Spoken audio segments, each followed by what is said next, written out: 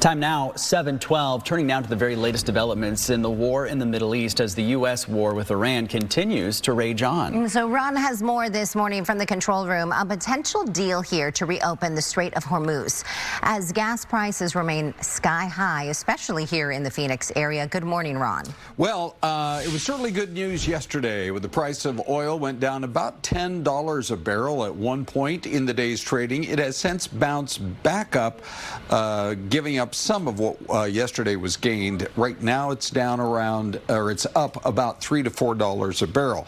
Gas prices here at home, though, still going up. Strait of Hormuz, that trade route, essentially closed since the initial attacks on Iran over 3 weeks ago. Iranian leaders dismissed the president's claim that any negotiations are taking place, but there are multiple reports that the leader of the Iranian parliament is the one who has been talking, or at least dealing with a go-between between Iran. Israel has vowed to keep striking Iran and Lebanon, even as the U.S. works toward a possible deal.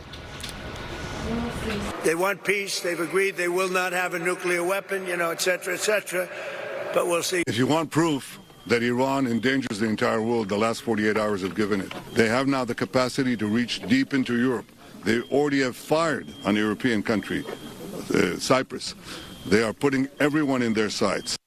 In fact, there are new questions about what Iran may have done with its missile systems to lengthen the amount of miles they can travel airborne, perhaps with the ability to reach a number of European cities like Paris and Berlin.